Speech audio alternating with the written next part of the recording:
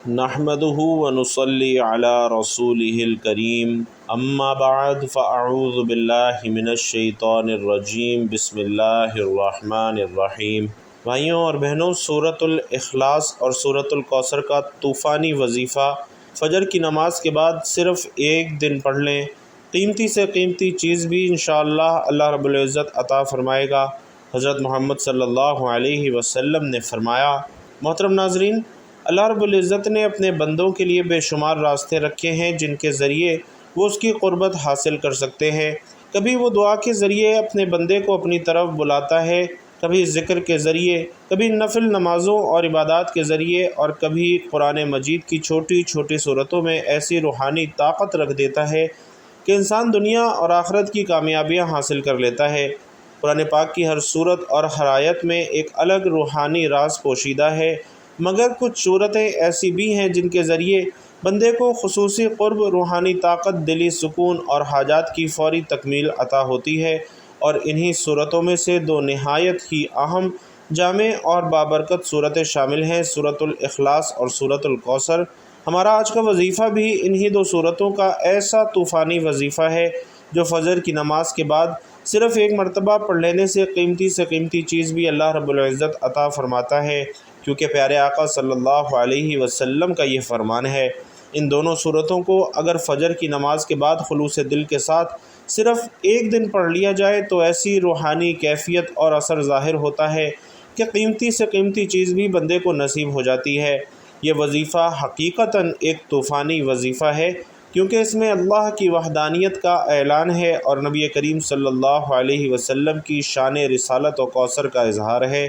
جب بندہ اللہ کی توحید اور رسول علیہ الصلاۃ والسلام کی شان کا ذکر کرتا ہے تو اللہ رب العزت خوش ہو کر بندے پر اپنی خاص رحمتوں کے دروازے کھول دیتا ہے۔ اسلامی تعلیمات میں دعاؤں اور وظائف کی ایک طویل روایت رہی ہے۔ قرآن پاک کی تلاوت، مختلف سورتوں کا ورد، مسنون دعائیں اور نبی کریم صلی اللہ علیہ وسلم سے مروی اذکار ہمیشہ سے مسلمانوں کی روحانی زندگی کا حصہ رہے ہیں۔ دنیاوی فکروں، جسمانی بیماریوں، مالی تنگیوں، رزق میں برکت، دشمنوں کے شر سے حفاظت اور قلبی سکون کے لیے مسلمان ہمیشہ سے ان مبارک اعمال کی طرف رجوع کرتے آئے ہیں۔ وظائف کی کامیابی کا راز صرف الفاظ کی تکرار میں نہیں ہے، بلکہ دل کی گہرائی سے اللہ کی طرف رجوع کرنے، نیت کی پاکیزگی اور اللہ کی ذات پر مکمل یقین میں ہے۔ سورۃ الاخلاص اور سورۃ الکوثر ایسی صورتیں ہیں جو ایک طرف عقیدے کو مضبوط کرتی ہیں، دوسری طرف بندے کو اللہ سے جوڑ کر ایسی روحانی طاقت عطا فرماتی ہیں جو بڑی سے بڑی حاجت کو بھی پورا کر سکتی ہیں۔ نبی کریم صلی اللہ علیہ وسلم نے خود سورۃ الاخلاص کی فضیلت بیان کرتے ہوئے فرمایا ہے کہ یہ سورت قرآن کے 1/3 کے برابر ہے، اور سورۃ الکوثر کو اللہ تعالیٰ نے رسول اللہ صلی اللہ علیہ وسلم کو عظیم انعام کے طور پر عطا فرمایا۔ ناظرین، آج کے دور میں انسان بے چینی، گھبراہٹ، رزق کی تنگی، قرض، اولاد کی نافرمانی، دشمنوں کے حسد اور دیگر بے شمار مسائل سے گھرا ہوا ہے۔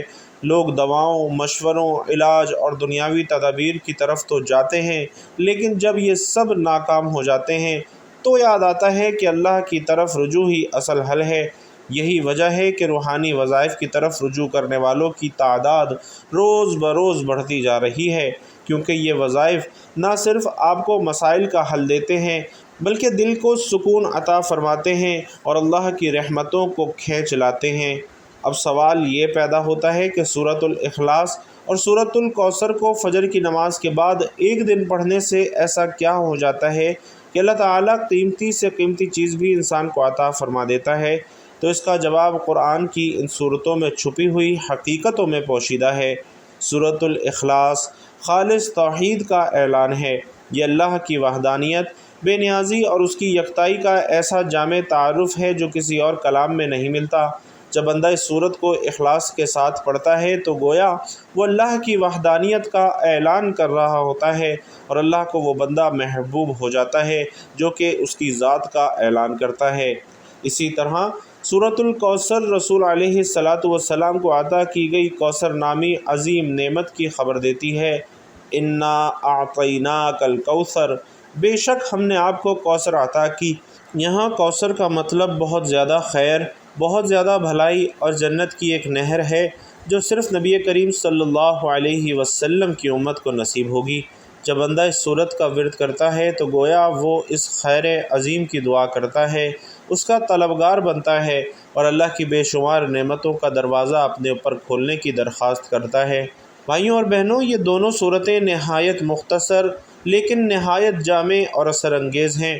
ان کی تلاوت سے دل روشن ہوتا ہے، روح تازہ ہوتی ہے اور وہ شخص جسے مایوسی نے گھیر رکھا ہو اچانک روشنی اور سکون کی طرف آ جاتا ہے۔ ایک دن کا اخلاص سے کیا گیا یہ عمل کئی سالوں کے دکھ، غم اور پریشانیوں کا حل بن سکتا ہے۔ بات یقین کی ہے کہ جب بندہ اللہ کی طرف سچے دل سے متوجہ ہو اور اس کے کلام کی عظمت کا ادراک رکھتا ہو تو وہ اللہ سے ہر نعمت مانگ سکتا ہے، چاہے وہ اولاد ہو، رزق کی کشادگی ہو، شوہر یا بیوی کی محبت ہو، کاروبار کی ترقی ہو یا دل کا سکون ہو۔ اللہ سب کچھ دینے پر قادر ہے۔ سورۃ الاخلاص قرآن کریم کی ان صورتوں میں سے ہے جن میں اللہ رب العزت کی صفات کا مختصر مگر انتہائی جامع بیان کیا گیا ہے۔ یہ صورت محض 4 آیات پر مشتمل ہے، لیکن اس کی روحانی، عقائدی اور عملی اہمیت بہت وسیع ہے۔ عربی الفاظ میں گہری معنویت ہے اور ہر آیت ایک پورا دروازہ کھولتی ہے توحید کے فہم کا۔ قل هو اللہ احد اللہ الصمد لم یلد ولم یولد ولم یکن لہ کفوا احد۔ کہہ دیجئے وہ اللہ ایک ہے۔ یہ آیت ایک اعلان ہے کہ اللہ ایک ہے، یکتا ہے، اس کا کوئی شریک نہیں ہے۔ احد کا مطلب صرف ایک نہیں بلکہ وہ واحد ذات ہے جو اپنی صفات میں یکتا، بے مثال اور ہر عیب سے پاک ہے۔ یہ توحید خالص کا پیغام ہے۔ اللہ الصمد یعنی اللہ سب کا سہارا ہے، وہ بے نیاز ہے۔ الصمد کا مطلب ہے وہ ذات جو ہر چیز کی حاجت پوری کرنے والی ہو مگر خود کسی کی محتاج نہ ہو۔ اللہ ہر ضرورت کو جاننے والا ہے، ہر ضرورت کو پورا کرنے والا ہے، جبکہ خود کسی پر انحصار نہیں کرتا۔ دنیا کی ہر مخلوق کو کسی نہ کسی کا سہارا چاہیے لیکن اللہ کو کسی کا سہارا درکار نہیں۔ لم یلد ولم یولد، نہ اس کی کوئی اولاد ہے اور نہ وہ کسی کی اولاد ہے۔ یہ آیت اللہ کی بے نیازی اور مخلوق سے برتری کا اعلان ہے۔ یہود و نصارہ اور مشرکین مکہ کے ان باطل عقائد کی تردید ہے کہ اللہ کے بیٹے ہیں یا وہ کسی سے پیدا ہوا ہے۔ اسلام میں اللہ کی توحید ایسی مکمل ہے کہ وہ نہ کسی سے پیدا ہوا اور نہ کسی کو جنم دیا۔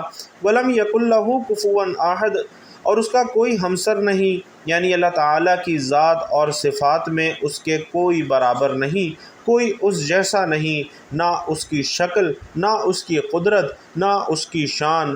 اللہ اپنی ذات میں یکتا اور بے مثال ہے۔ سبحان اللہ۔ حضرت ابو سعید رضی اللہ تعالیٰ عنہ روایت کرتے ہیں کہ پیارے آقا صلی اللہ علیہ وسلم نے فرمایا، کیا تم میں سے کوئی شخص ایک رات میں قرآن کا تہائی حصہ پڑھ سکتا ہے؟ صحابہ کرام نے کہا، اے اللہ کے رسول، ایسا کون کر سکتا ہے؟ تو آپ صلی اللہ علیہ وسلم نے فرمایا کہ سورۃ الاخلاص قرآن کا 1/3 ہے۔ یہ فضیلت اس بات کا اعلان ہے کہ سورت میں اللہ کی توحید کا اتنا جامع بیان ہے کہ مکمل قرآن کے ایک بڑے حصے کی روح اس میں سمائی ہے۔ ایک صحابی نبی کریم صلی اللہ علیہ وسلم کے پاس آئے اور عرض کیا، مجھے یہ صورت بہت محبوب ہے۔ رسول علیہ السلام نے فرمایا کہ تیری اس صورت سے محبت تجھے جنت میں داخل کرے گی، یعنی جو بندہ اللہ کی وحدانیت سے محبت کرتا ہے وہ اللہ کو محبوب ہو جاتا ہے۔ نبی کریم صلی اللہ علیہ وسلم ہر رات سونے سے پہلے سورۃ الاخلاص، سورۃ الفلق اور سورۃ الناس 3 مرتبہ پڑھ کر اپنے ہاتھوں پر دم کرتے اور پھر پورے جسم پر پھیرتے تھے۔ بھائیوں اور بہنوں، یہ صورت نہ صرف عقائد کی حفاظت کرتی ہے بلکہ جسم و جان کی حفاظت کے لیے بھی نبی کریم صلی اللہ علیہ وسلم کی سنت ہے۔ ایک صحابی ہر نماز میں سورۃ الاخلاص پڑھتے تھے۔ کسی نے شکایت کی تو رسول اللہ صلی اللہ علیہ وسلم نے فرمایا کہ اسے چھوڑ دو، کیونکہ وہ اللہ کی صفات کو بیان کرتی ہے اور اسے یہ صورت محبوب ہے اور اللہ بھی اسے محبوب رکھتا ہے۔ سورۃ الاخلاص ناظرین صرف عقیدے کا درس نہیں دیتی بلکہ روحانی عمل میں ایک طاقتور ذریعہ ہے۔ جو شخص اس صورت کو باقاعدگی سے پڑھتا ہے، اس صورت کو اپنا ورد بنا لیتا ہے، اپنے روزانہ کی تسبیح بنا لیتا ہے، اس کے دل میں توحید راسخ ہو جاتی ہے اور وہ شرک، حسد، خوف اور دنیاوی فکروں سے پاک ہو جاتا ہے۔ یہ صورت دل کو نورانی، زبان کو سچائی سے بھرپور اور عمل کو اخلاص عطا کرتی ہے۔ ناظرین محترم، قرآن مجید کی سب سے مختصر صورتوں میں سے ایک مگر معنویت اور روحانی طاقت میں انتہائی جامع اور عظیم سورۃ الکوثر اللہ تعالیٰ کا وہ کلام ہے جو کہ نبی کریم صلی اللہ علیہ وسلم کو بطور تسلی، انعام اور عظمت عطا کیا گیا۔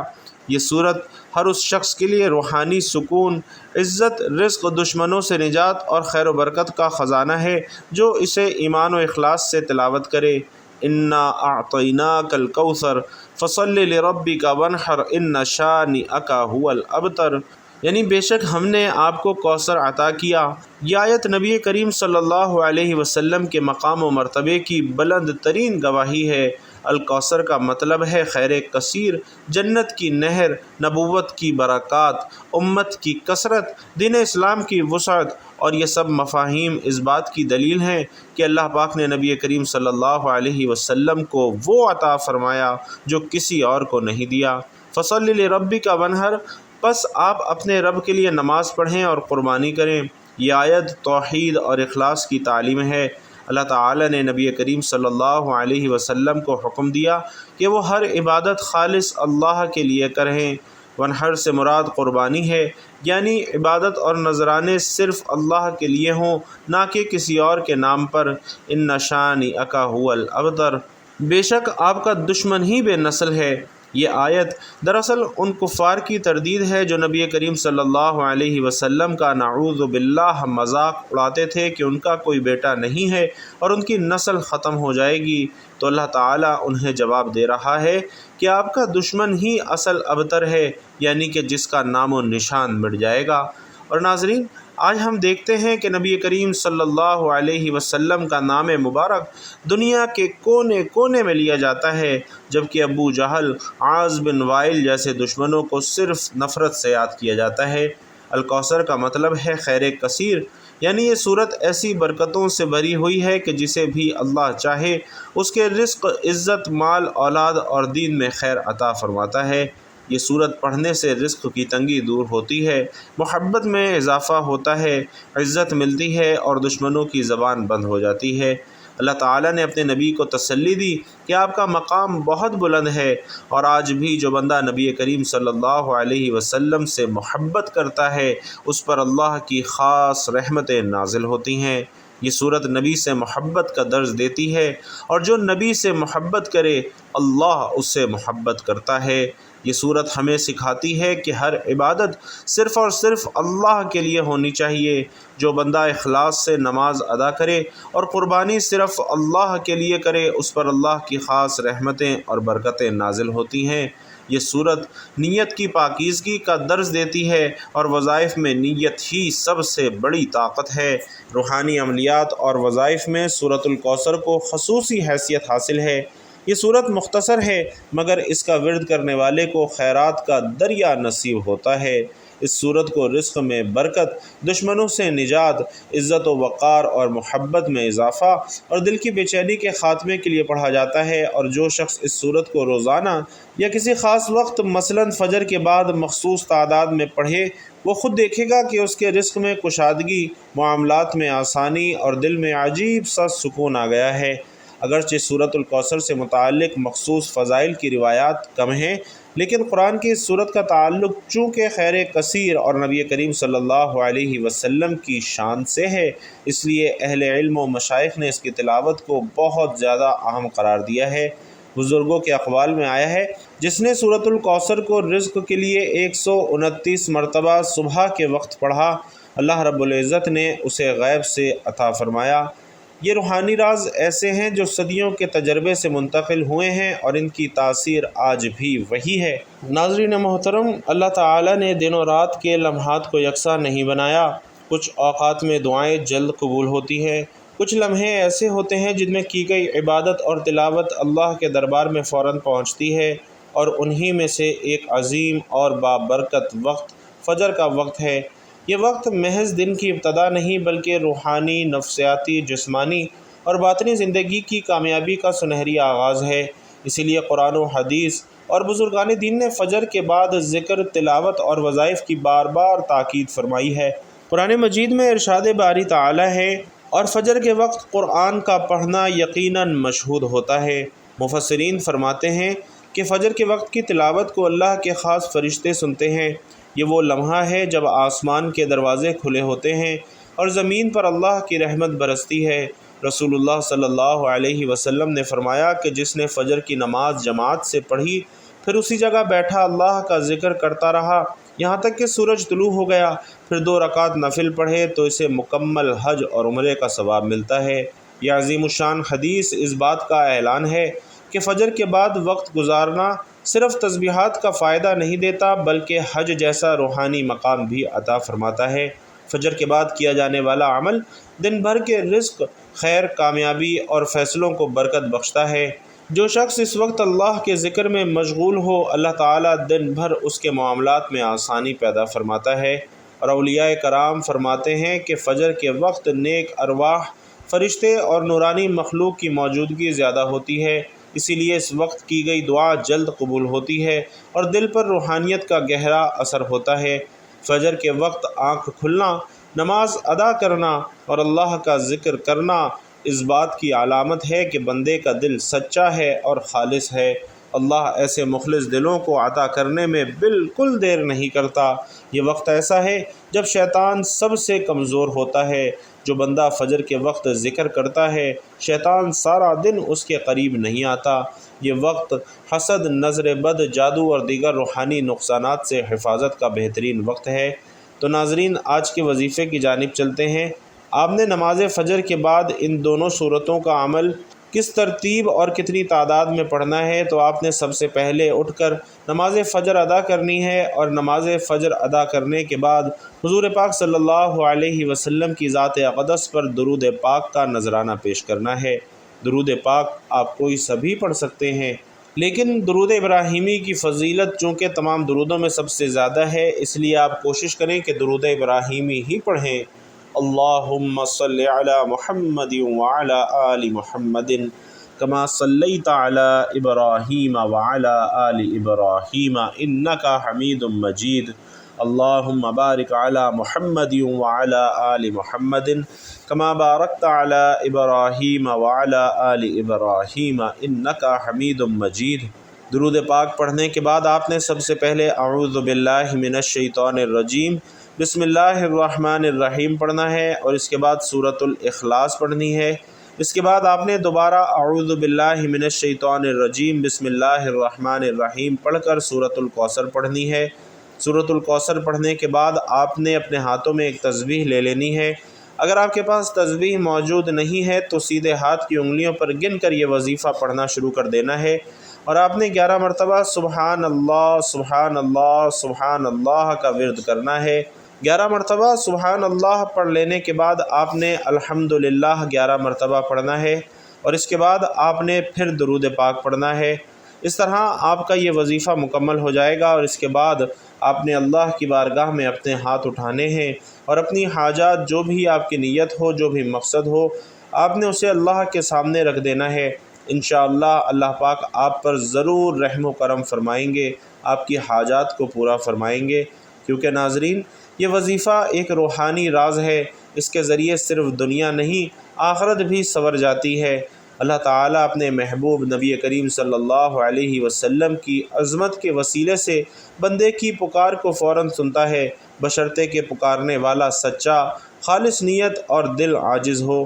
جو شخص فجر کے بعد خالص نیت اور یقین کامل سے صرف ایک دن یہ عمل کرتا ہے، وہ صرف الفاظ نہیں پڑھتا بلکہ رب کائنات کے سامنے اپنا دل رکھ دیتا ہے، اور اللہ کبھی بھی کسی سچے دل کو خالی نہیں لوٹاتا۔ اس سے رزق میں اضافہ، حاجت روائی، دل کا سکون، دشمنوں سے نجات اور اللہ کی خاص عطا حاصل ہوتی ہے۔ دعا ہے کہ اللہ رب العزت میرا سنانا اور آپ کا سننا اپنی بارگاہ میں قبول و منظور فرمائے۔ نہ صرف یہ بلکہ نیکی کی بات ہم سب کے دل میں اتار دے، اور اس پر ہم سب کو عمل کرنے کی طاقت اور توفیق و مرحمت فرما دے۔ آمین یا رب العالمین۔ ناظرین محترم، آخر میں آپ سے گزارش ہے کہ اپنے رزق میں وسعت، برکت اور کشادگی کے لیے اللہ تعالیٰ کے 99 ناموں میں سے ایک انتہائی بابرکت نام یا رزاق کمنٹ باکس میں ضرور لکھ دیجئے گا۔ اللہ رب العزت آپ سب کا حامی و ناصر ہو، آمین یا رب العالمین۔